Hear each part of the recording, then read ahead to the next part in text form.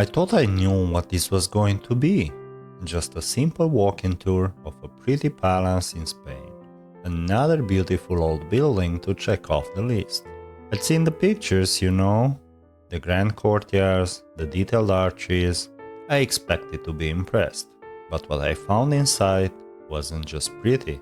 It was a story of sultans and secrets, hidden in plain sight, that completely upended what I thought I knew about this place. This wasn't just a palace, it was a book written on walls of plasters and tiles, and I was about to learn how to read it. Your first look at the Alhambra is deceptive. From down in the city of Granada, you just see this massive, sun-scorched fortress climbing the hillside. It's imposing, powerful, and almost brutally simple. The name itself, Alhambra, is Arabic for the red one, named for the reddish clay of the walls that seems to glow in the Andalusian sun. Standing in front of these towering ramparts, you feel the history. This started its life as a military citadel, a place of defense. You can almost hear the ghosts of soldiers' footsteps on the stone. My first thought was, okay, this is a serious fortress.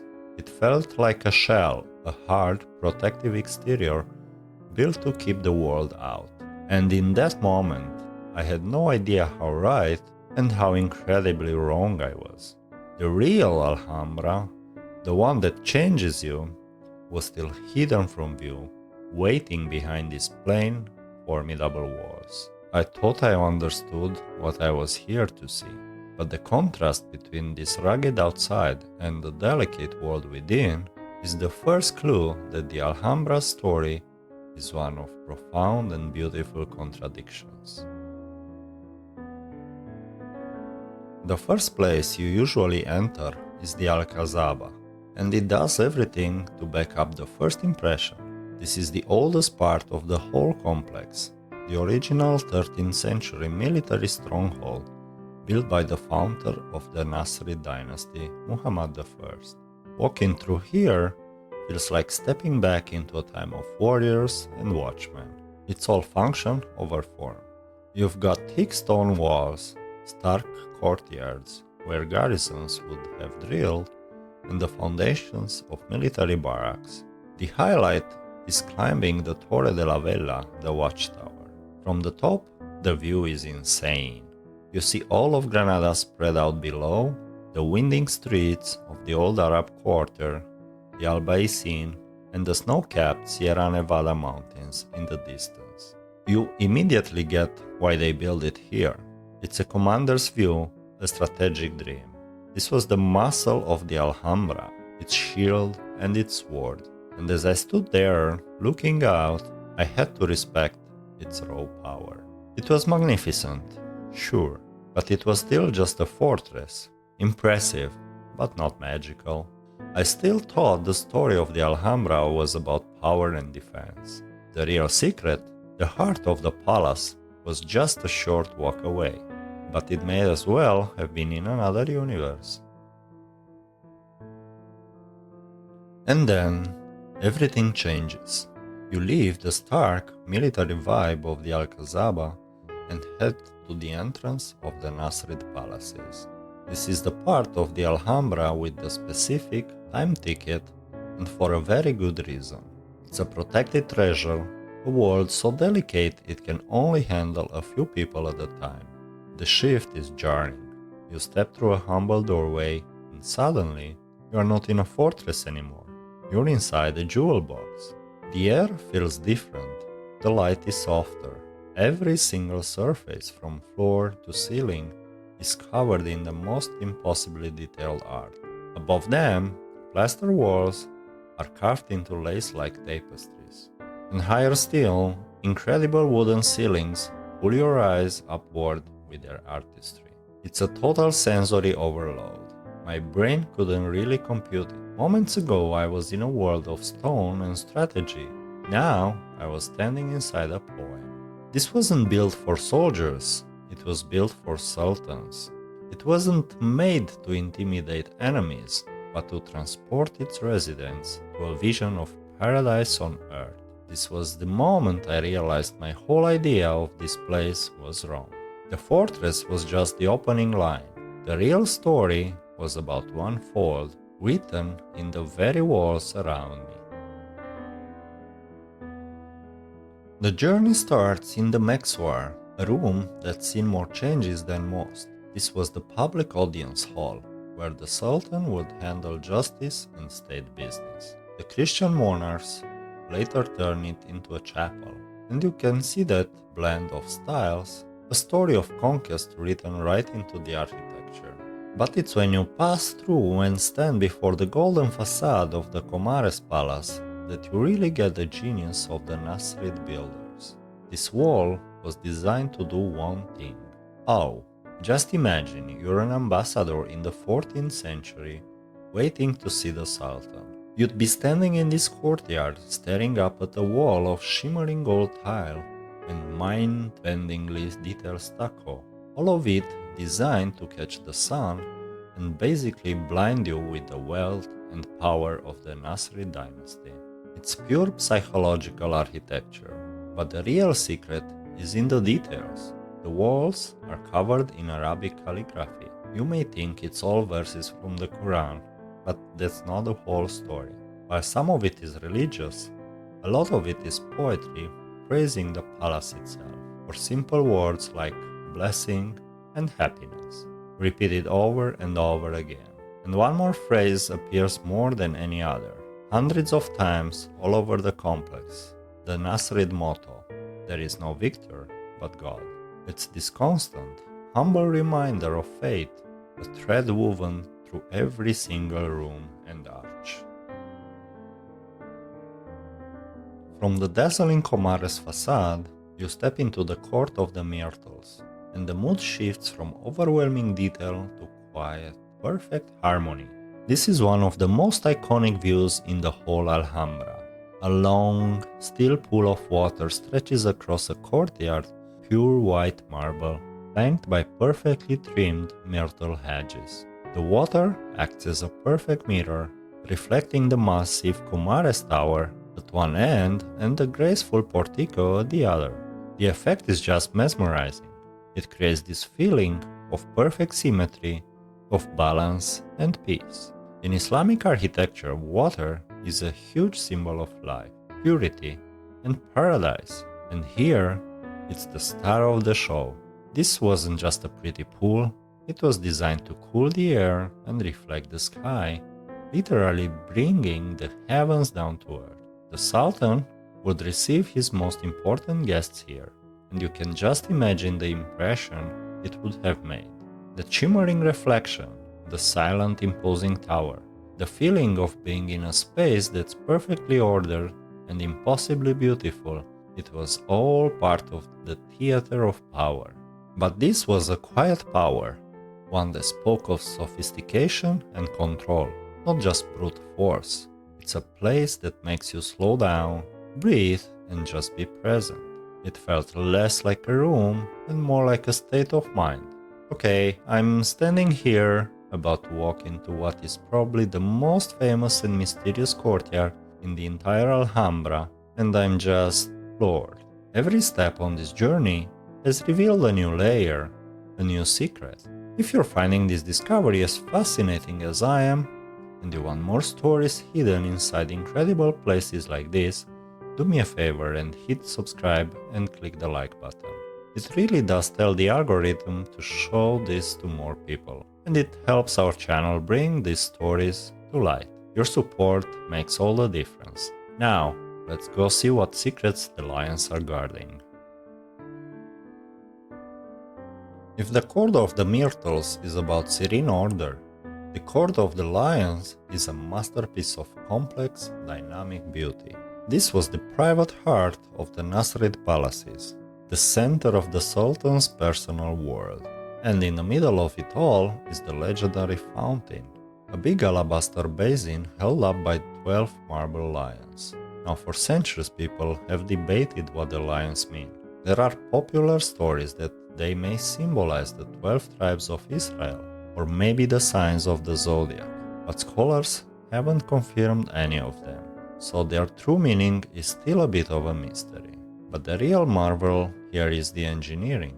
Each lion spouts a jet of water, part of a sophisticated hydraulic system that was centuries ahead of its time. The sound of running water is everywhere in this courtyard, a constant soothing murmur that would have filled the private rooms all around it. The courtyard itself is like a forest of 124 slender marble columns, holding up a canopy of exquisitely carved stucco arches. The whole point was to create this incredible play of light and shadow that changes all day long, making the space feel alive. This wasn't just a courtyard, it was a private paradise, a place of rest and thought for the ruler, hidden away from the world. It's a space so beautiful, it almost feels fake, but its beauty also hides a much darker story. Leading off the Court of the Lions is a room with one of the most stunning ceilings you will ever see, and one of the most brutal legends in the Alhambra's history. This is the hall of the Abencerrajes. You step inside, look up, and see this incredible muqarnas dome, an intricate honeycomb of stucco that looks like a star exploding. The geometry is perfect, designed to catch the light and create the illusion of the heavens. It's an absolute wonder of Islamic art. But, according to the legend, this beautiful room was the site of a horrifying betrayal. The Abencerrajes were a powerful noble family in the Nasrid court. A rival family, the Zenetis, got jealous of their influence and cooked up a nasty plot. They whispered to the Sultan that one of the Abencerrajes knights was having an affair with the Sultana. Blind with rage, the Sultan invited the 37 most important Abencerrajes knights to a banquet right here. As they arrived, one by one, they were taken to the fountain in the middle of the hall and beheaded. The legend says the reddish stains you can still see in the marble fountain are the blood of the murdered knights. Now, it's important to know there is no historical evidence this ever happened, and the stains are just natural discolorations in the rock. But whether it's true or not, the story casts a shadow over the room. It's a chilling reminder that this paradise was also a place of deadly court intrigue, where beauty and brutality lived side by side. Opposite the Hall of Abencerrajes is its sister room, the Hall of the Two Sisters, named for two huge marble flagstones in the floor. Like its twin, it has an equally stunning and complex muqarnas dome, showing off the insane skill of the Nasrid artisans. But it's in the rooms like these that you really start to get it. The Alhambra isn't just decorated, it's written. The walls are covered top to bottom in inscriptions. And these aren't just random patterns, they are poems, philosophy, and declarations of faith. Poems by the great court poets of the day, like Ibn Zamrak, are literally carved into the plaster, describing the beauty of the very room you're standing in. One inscription in the throne rooms translates to, "From me, you are welcome morning and evening by the tongues of blessing, prosperity, happiness, and friendship." The palace is literally speaking to you. The architects wanted to embed the purpose and the feeling of each space into its structure. These walls were a form of PR, designed to show off the culture, piety, and power of the Sultan to anyone who entered. Standing there, surrounded by this lyrical architecture, I finally understood. I wasn't just walking through a palace, I was walking through a book, a 3D manuscript where every arch was a sentence and every room was a chapter in the story of the Nasrid kingdom. After the Christian conquest of Granada in 1492, the Alhambra story takes a sad turn. The Catholic monarchs Ferdinand and Isabella were at first captivated by its beauty and spared it from the destruction that hit many other Islamic buildings in Spain. They even made some changes for their own use, but over the next few centuries, The palace just fell into neglect. Parts of it were repurposed and other parts were damaged by an explosion, and by the early 19th century it was basically a ruin, full of squatters and left to decay. It might have been lost forever if not for an American writer. In 1829, Washington Irving, already famous for Rip Van Winkle and the legend of Sleepy Hollow, came to Granada. He became completely enchanted by the decaying palace and somehow got permission to live inside its crumbling walls. He spent months there, exploring the empty halls, sleeping in forgotten rooms, and collecting local legends and ghost stories. The result was his 1832 book, Tales of the Alhambra. The book was an international sensation. It introduced this romantic, mysterious, and magical image of the Alhambra to the world, helping to spark a new wave of interest and tourism. Irving's writing was a huge factor in saving the palace, uniting preservation efforts alongside Spanish authorities that allow us to see it today. It's a wild thought. This masterpiece of Islamic culture was reintroduced to the world by the father of American literature.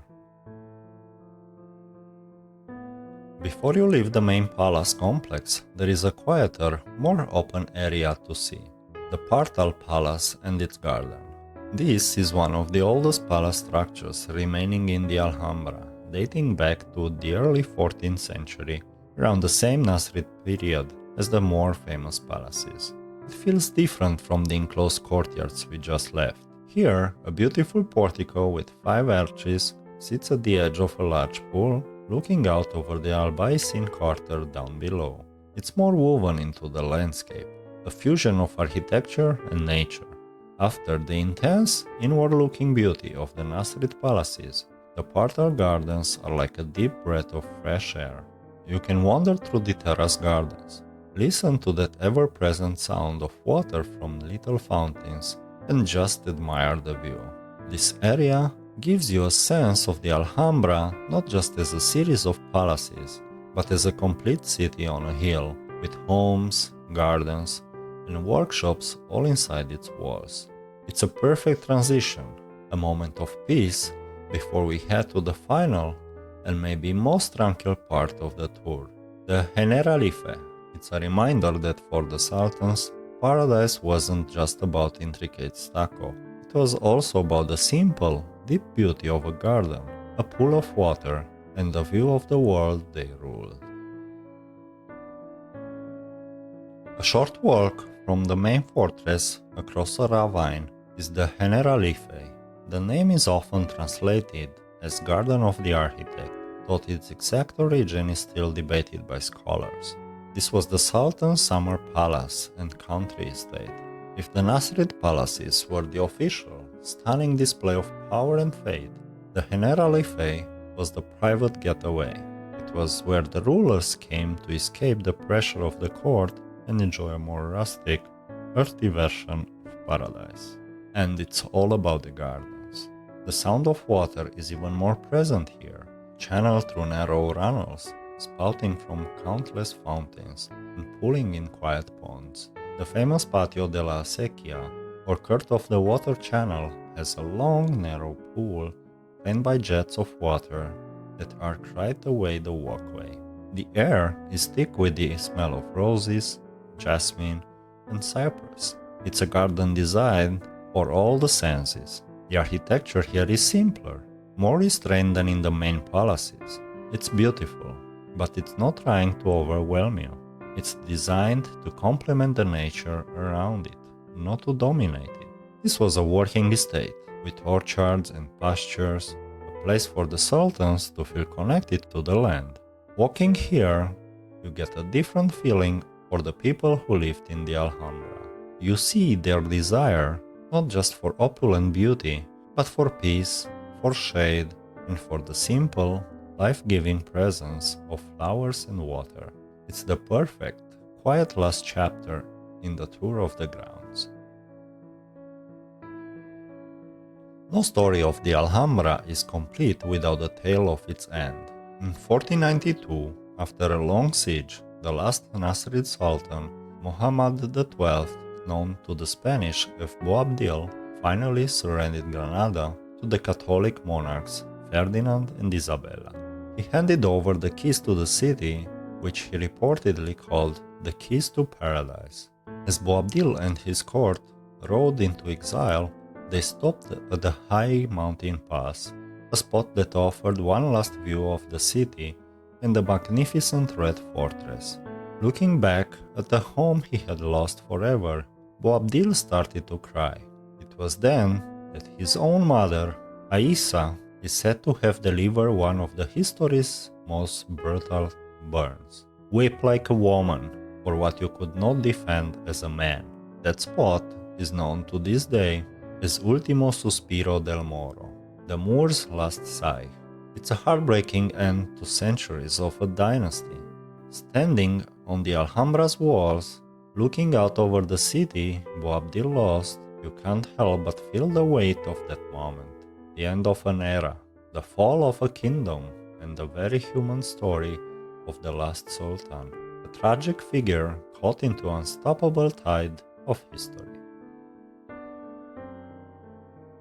So we came here expecting to film a walk-in tour.